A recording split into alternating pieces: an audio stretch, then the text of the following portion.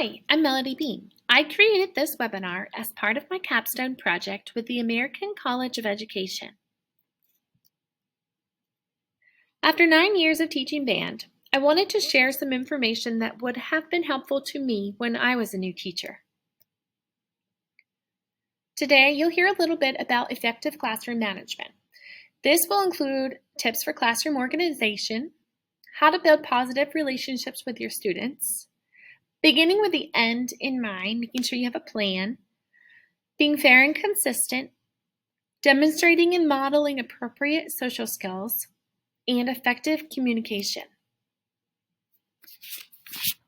At least 80% of effective classroom management depends upon prevention strategies, including routines, reinforcing positive student behavior, providing appropriate instruction, and building personal relationships with students. Research shows that physical environment influences student achievement. Remember that you are not able to control your students, however, you can control the environment and reduce negative behaviors. Some of the positives. Natural lighting contributes to 2 to 26% of an increase in math and reading scores. This can include music literacy, reading your music. However, be careful that you don't go overboard with natural lighting. Too much can cause your room to heat up to an uncomfortable temperature or cause visual discomfort. Ensure that students have access to extra copies of lesson books and music in a clearly marked area. Set up your room and equipment in a way that provides pathways to move around the room. This ensures that you can access each student quickly and allows for easy movement for students as they prepare for the class. Each student should have a clear view of you, the teacher, from their seat as well as the daily agenda. These strategies help to improve student learning and achievement. In my own experience, the most successful and happiest teachers have strong systems in place that are explicitly taught, frequently modeled, and reviewed as needed. Establishing clear routines helps tremendously with classroom management. You should have a routine in place for how students enter or exit the classroom, go to the bathroom or get water, get out and return instruments and supplies, turn in their work, or anything else you would do during a normal school day. Some negatives. External noise significantly impacts the student's ability to learn. Unfortunately, if your school is near a train or in a flight path, you may not be able to reduce the noise from these distractions. However, you do have control over the distractions inside your band or music room. When you give instructions, ensure that your students are quiet and listening instead of playing instruments or chatting. A room that is set up in a way that includes physical barriers which prevent easy movement negatively impacts learning. Students cannot access the materials they need, may have difficulty seeing you, the teacher, and you are severely limiting your classroom management potential by remaining in one place for the entire lesson. Make time and space to build relationships and get to know your students. Positive relationships are the cornerstone of classroom management. Students achieve more and learn better from teachers with whom they have a good relationship. Prioritizing relationships and building a sense of community is time well spent, especially at the beginning of the year. Research shows that most behavior problems are a result of low-quality teacher-student relationships. Take the time to get to know your students and let them get to know you. Share your sense of humor and aspects of your personal life when it's appropriate. Behavioral issues decrease and learning increases when students know that you genuinely care about them. All too often, band directors start at the beginning and clean as they go with notes, rhythms, balance, and other musical elements. This is far from an effective rehearsal strategy, and you will end up running out of time to perfect everything before the performance. Having a detailed plan for each day maximizes the time that students spend learning and ensures that the learning aligns with standards and long-term goals. Empower your students by sharing the targeted concepts with them. Teach them the skills they need to understand how to fix each concept. For example, if you are targeting key signatures and accidentals, teach them how to apply them properly and build up their musical skills. When working on a section of music, remember that your students want to sound good. Make sure they know what the issue is and why you are working on it. Keep going until it's noticeably improved.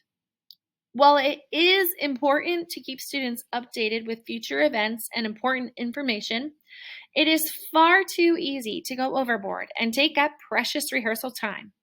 To help minimize distractions, keep your announcements highly visible, short, and to the point. Keeping students engaged also helps minimize disruptive behaviors. You do not have enough time to learn the score as you rehearse. This wastes time and energy and leads to your band's underachieving. Don't skip on the score study prior to rehearsal. If you need technology during any portion of a rehearsal or lesson, set it up, test it, have it ready to go before you need it. From my own experience, there is nothing quite as frustrating as technology that doesn't work when you need it.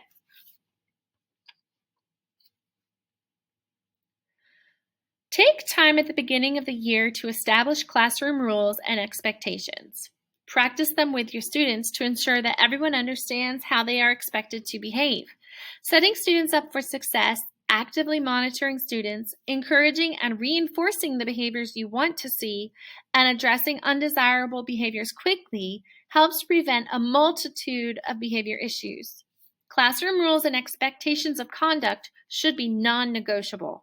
For example, if students are talking or playing over your instruction, all activities should come to a complete stop before you restate the expectation and then resume instruction.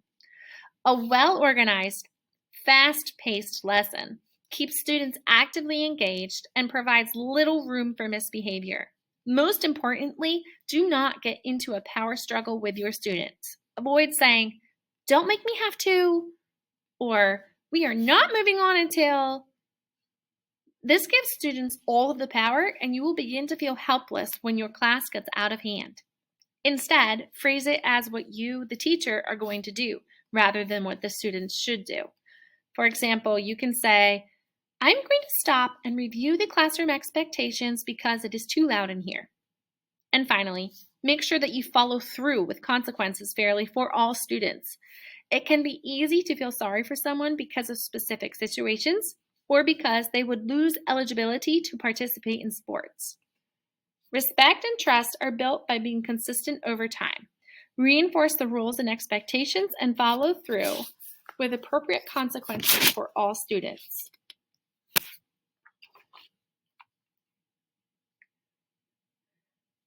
It is your responsibility as an educator to help provide students with the skills they need to become self-aware, socially aware, build relationships, and to make responsible decisions. Embedding social skill instruction into each lesson is essential to help students develop the skills they need to successfully interact with others and grow into productive members of society. As a music teacher or band director, social skills already is such a huge part of what we teach.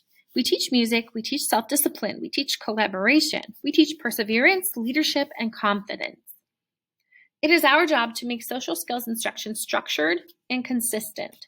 Finding and discussing various emotions found in music helps build an emotional vocabulary that enables students to articulate their own emotions, which leads to self-awareness.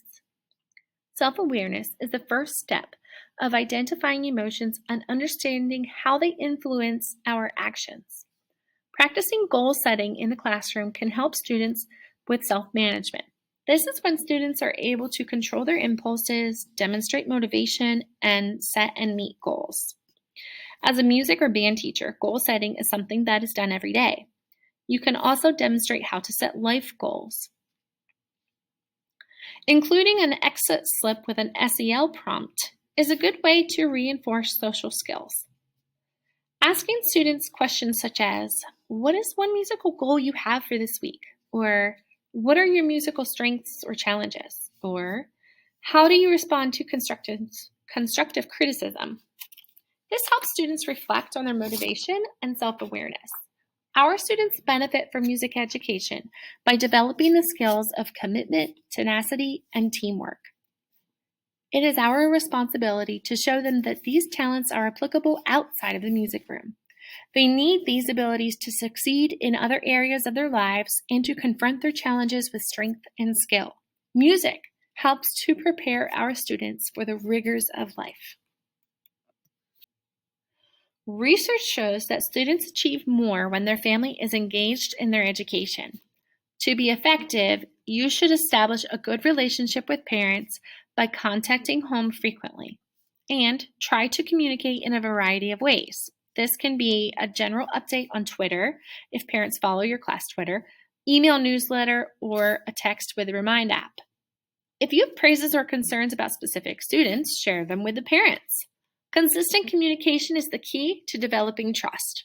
Also, make sure you follow through if you tell a parent that you will reach out. If you say you're going to call or email, parents will react negatively if you forget to do so. You should not wait until there is an issue to communicate with parents for the first time. Partner with them early on so that you can build a relationship of trust. Most parents want their child to succeed and will partner with you to help them fix whatever issue they are having together, whether it is academic or behavioral. Keep parents updated on progress and reach out and say thank you when things start to get better.